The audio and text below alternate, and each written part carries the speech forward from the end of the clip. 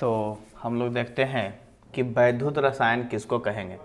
अब इसको समझो बउआ कि इसको पहले तोड़ दो, है ना। कैसे तोड़ेंगे इसको, अलग अलग शब्द में हम बार बार कहते हैं।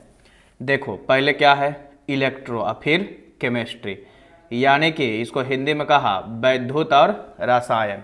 तो इसका मतलब क्या हुआ कि विद्युत से रिलेटेड और रसायन यानी करेंट भी रहेगा और केमिकल भी जब रहेगा तब हम कहेंगे उसको वैद्युत रसायन, है ना। यानी कि विद्युत से भी मतलब है और रसायन से भी मतलब रहेगा तब उसको कहेंगे वैद्युत रसायन। लेकिन अगर इसका परिभाषा के रूप में देखेंगे तो कैसे देखेंगे, यहाँ पर मैंने लिखा है कि भौतिक रसायन की वह शाखा, यानी कि फिजिकल केमिस्ट्री में हम लोग पढ़ रहे हैं, तो भौतिक रसायन की वह शाखा जिसमें विद्युत ऊर्जा और रासायनिक ऊर्जा, अब वैद्युत है तब विद्युत ऊर्जा, रसायन है तो रसायन ऊर्जा, तथा उनके पारस्परिक संबंध यानी इन दोनों के बीच में जो संबंध रहेगा उसका अध्ययन हम लोग करते हैं किसमें, वैद्युत रसायन में। ठीक ना, समझ गए होंगे कि विद्युत के बारे में जब पढ़ते हैं तो उससे जो ऊर्जा रहेगा उसको विद्युत ऊर्जा और रसायन में जो रहेगा उसको रासायनिक ऊर्जा, और दोनों के बीच में जो संबंध रहेगा उसको हम लोग पढ़ते हैं वैद्युत रसायन में। क्लियर हो गया, ठीक है। तो वैद्युत रसायन को जो है इसमें हम लोग को दो बात को पढ़ना है बउआ। एक पढ़ना है इलेक्ट्रोलाइसिस और दूसरा पढ़ना है वैद्युत रासायनिक सेल के बारे में, है ना, इलेक्ट्रोकेमिकल सेल के बारे में। तो दोनों को बारे में हम लोग पढ़ेंगे। तो सबसे पहले आपको बता दें कि इसमें जो आज हम लोग बेसिक पढ़ रहे हैं उसमें छोटा छोटा शब्द जो उपयोग बार बार आएगा वह जानना बहुत ज़रूरी है। तो किस में क्या होता है उसके बारे में आपको अब बताते हैं, ठीक। तो चलिए हम लोग अभी सीखेंगे सेल के बारे में, और जो धीरे धीरे जब चैप्टर में हम लोग प्रवेश कर गए उसके बाद आप लोग पूरा का पूरा बात सीख जाइएगा। तो सेल में देखेंगे कि सेल किसको कहते हैं। तो सेल आप लोग देखे होंगे मोबाइल का बैटरी, है ना, या फिर घड़ी में जो लगाते हैं, घड़ी में लगाते हैं सेल बैटरी, उसको आपने देखा होगा। तो जो सेल होता है दो तरह का होता है, ठीक ना। तो उन क्या क्या उसमें फंक्शन होते हैं और किस तरह से वह काम करता है उसको अभी हम लोग सीख रहे हैं। सेल कहते हैं कि जिस पात्र में, है ना, जिससे वह ढका रहता है या जिससे वह बना रहता है, जिसके अंदर पूरा क्रिया होता है, बर्तन समझेंगे कि जिस पात्र में विद्युत ऊर्जा एवं रासायनिक ऊर्जा, दो तरह की ऊर्जा की बात हमने किया था वैद्युत रसायन में कि वैद्युत रसायन किसको कहेंगे, है ना।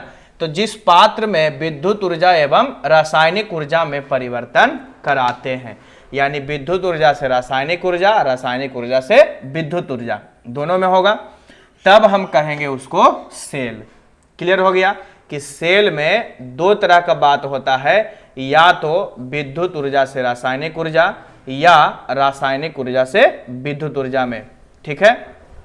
और जिसमें हम कराते हैं उसको कहते हैं सेल। क्लियर, यह दो प्रकार के होता है, एक होता है वैद्युत रासायनिक सेल और दूसरा होता है बाबू वैद्युत अपघटनी सेल।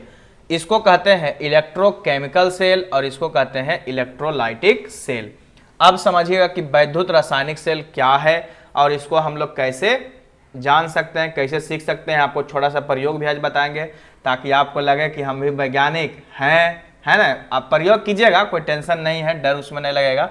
चलिए, तो वैद्युत रासायनिक सेल पहले समझेंगे बाबू कि जिसमें रासायनिक अभिक्रिया कराकर विद्युत ऊर्जा उत्पन्न की जाती है, यानी एक ऐसा सेल है जिसमें रासायनिक अभिक्रिया होगा। अभी मैं आपको तुरंत समझा रहा हूं कैसे रासायनिक अभिक्रिया होगा, कि उसके बाद जब रासायनिक अभिक्रिया उसमें कराते हैं तब वहां पर विद्युत ऊर्जा उत्पन्न होगा, तब कहेंगे वैद्युत रासायनिक सेल, ठीक ना। तो कैसे होगा यहां पर देखेंगे, मैंने आपको फिगर भी बताया हुआ है और इस फिगर की सहायता से आपको मैं क्लियर कर दूंगा। पहले यहां समझ लीजिए कि विद्युत ऊर्जा कैसे बनेगा, जब रासायनिक अभिक्रिया कराएंगे तब, यानी ऐसे भी इसको लिख सकते हैं कि रासायनिक ऊर्जा से विद्युत ऊर्जा में करने के लिए जिस सेल में होता है उसको हम लोग कहते हैं वैद्युत रासायनिक सेल, ठीक है। दूसरा बात देखेंगे वैद्युत अपघटनी सेल, इलेक्ट्रोलाइटिक सेल। इसमें विद्युत ऊर्जा के सहायता से रासायनिक अभिक्रिया कराई जाती है, यानी विद्युत ऊर्जा से रासायनिक ऊर्जा, विद्युत ऊर्जा से रासायनिक ऊर्जा, ठीक ना, ध्यान रखिएगा। इसमें रासायनिक से विद्युत, इसमें विद्युत से रासायनिक। पहले करेंट तब केमिकल रिएक्शन होगा, पहले इसमें केमिकल रिएक्शन करवाएंगे तब जाके हमको करेंट मिलेगा, ठीक ना, समझ गए बात को। अब देखिए छोटा सा उपयोग मैं आपको सिखा दूं, ठीक ना, ताकि आपका पूरा बात क्लियर हो जाए। उसके बाद जो इसका टर्म कंडीशन, नया नया शब्द है ना, हम लोग अब आ गए चैप्टर में। तो चैप्टर में जब आएंगे तो और मजा आएगा। वीडियो को एकदम लगातार देखिए ताकि समझ में सारा बात आ जाए। छोटा सा भी बात अगर मिस करिएगा ना तो बहुत तकलीफ दे होगा, इसलिए एकदम पूरा क्लियर ढंग से देख लीजिए और इस फिगर को समझिए। देखेंगे कि इसको वैद्युत रासायनिक सेल को कैसे प्रयोग हम लोग करते हैं और समझिएगा कि कैसे हुआ। पहले क्या कीजिएगा बाबू कि आपके घर में एक कांच का ग्लास होगा या कांच का कुछ भी बर्तन होना चाहिए। उस कांच के ग्लास में आपके घर में जो भी लोहा, जो भी धातु पड़ा हुआ हो, दो तरह का अलग अलग, उसको आप लोग ले लीजिए, है ना। तो जैसे कि मैं यहाँ पर एक लिया हूँ एल्युमिनियम और एक लिया हूँ आयरन, ठीक है, क्लियर यहाँ तक, कोई दिक्कत। क्या बोले कि एक बर्तन लेना है, किसका, कांच का, ग्लास का, ठीक ना। इस कांच के ग्लास में हमने एक घोल ले लिया नमक का, यानी NaCl का। आप भी क्या कीजिएगा, एक ग्लास ले लीजिएगा, उसमें पानी और नमक मिला करके एकदम घोल बना करके उसमें डाल दीजिए। और इसमें घर में जो पड़ा हुआ दो तरह का धातु है उसको आप लोग ले लीजिए। पहला तो हम एल्युमिनियम ले लिए हैं और दूसरा क्या है बाबू, लोहा, है ना। यहाँ क्या है, आयरन, यानी कि लोहा है।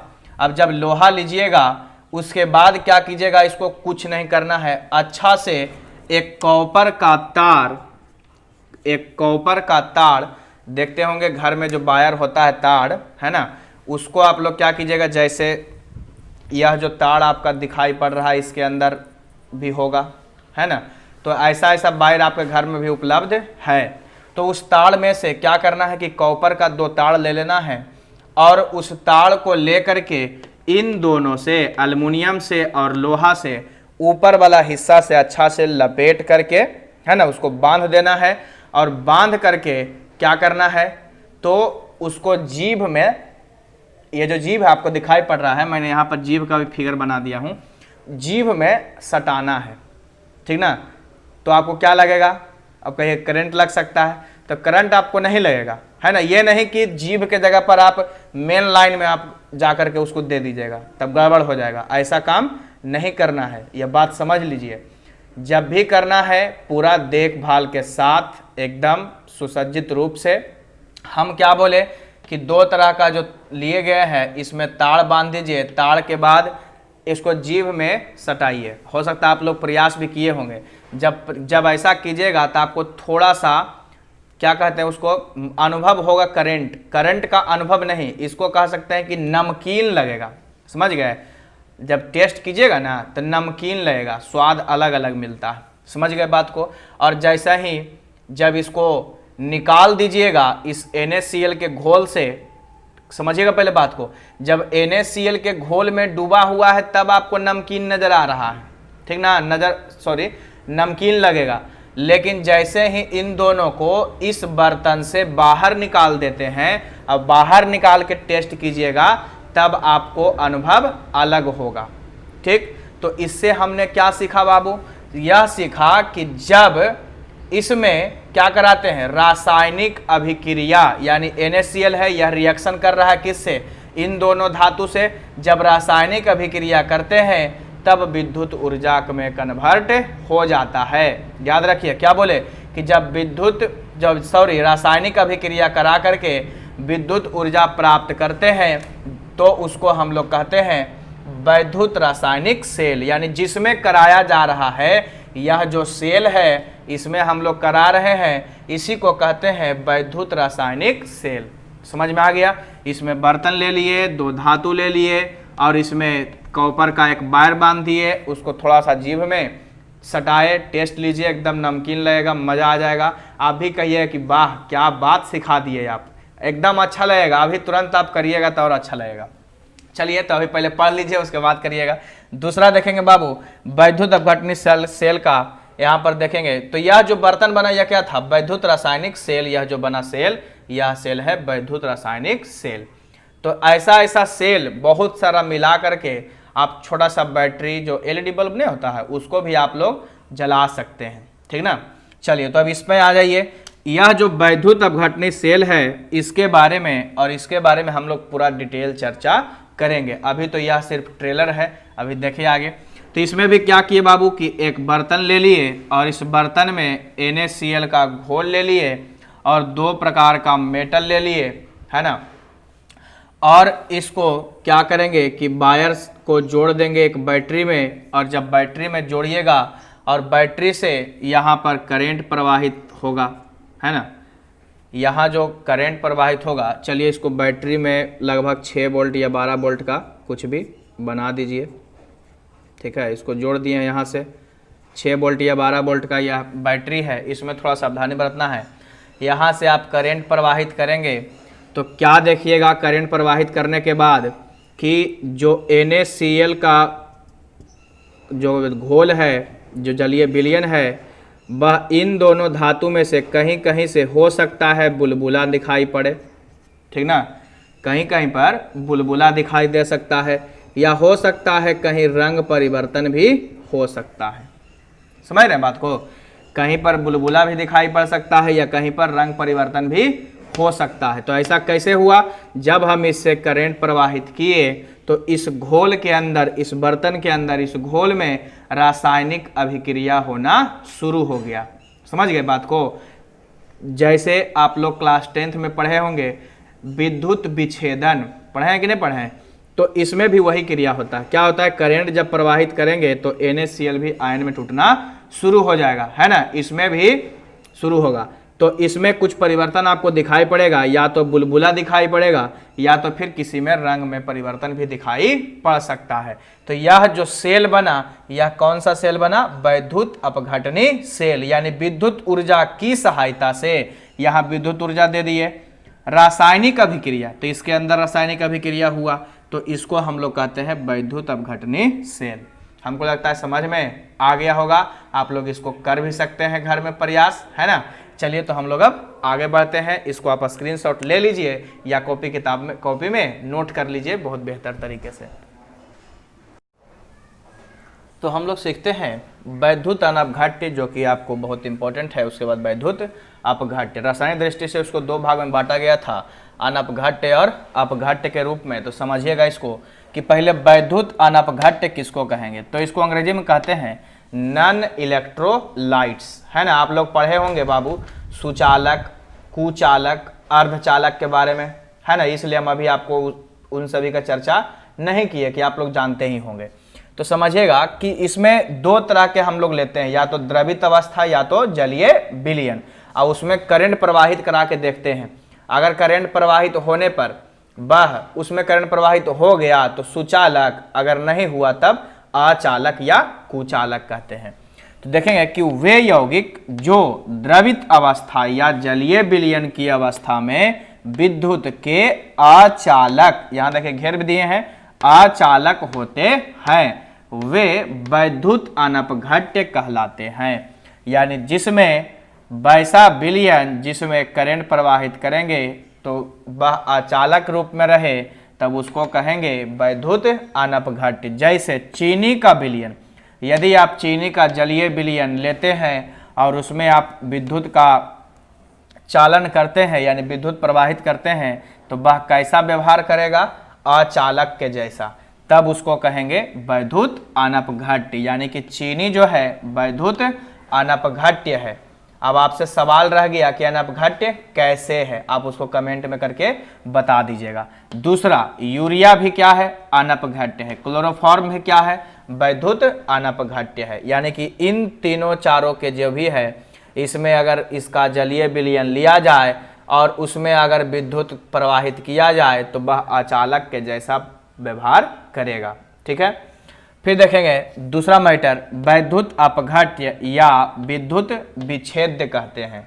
ठीक, वे यौगिक जो द्रवित अवस्था या जलीय विलयन, दोनों में सेम है, अब दो प्रकार के ले रहे हैं, या तो द्रवित या तो जलीय, उसमें विद्युत का सुचालक होता है। यानी कि जब करंट प्रवाहित करेंगे तब वह कैसा प्रदर्शित होगा, यानी कैसा होगा, सुचालक होगा, यानी करंट प्रवाहित हो जाएगा। जब करंट प्रवाहित हो जाए तब कहेंगे उसको सुचालक, और जब सुचालक रहता है तो इसको कहते हैं वैद्युत अपघट्य। ठीक है, शब्द नया है, गौर से समझिएगा। करंट प्रवाहित होगा अपघट्य, नहीं प्रवाहित होगा नॉन इलेक्ट्रोलाइट यानी अनपघट्य। जैसे NaCl, साधारण नमक में, साधारण नमक के जब जलीय घोल लीजिएगा और उसमें करंट को प्रवाहित कीजिएगा तो करंट प्रवाहित हो जाएगा। अभी हम लोग इसमें देखें कि एक बर्तन लिए, बर्तन में नमक का घोल लिए, इसमें करंट जब प्रवाहित किए तो देखे कि दो प्रकार के जो धातु लिए थे रड के रूप में, छड़ के रूप में, उसमें कहीं ना कहीं पर बुलबुला आ रहा था या कहीं पर रंग परिवर्तन भी हो रहा था, यानी कि विद्युत ऊर्जा देने पर इसके अंदर रासायनिक अभिक्रिया हो रही थी, है कि नहीं।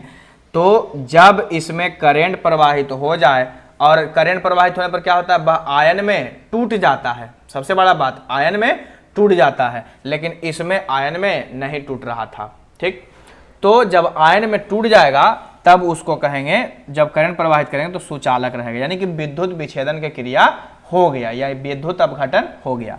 तो NaCl जो है सुचालक है, KNO3 का जलीय विलयन सुचालक है। इन सभी का जलीय विलयन या द्रवित अवस्था में सुचालक होता है, तो कहते हैं वैद्युत अपघट्य।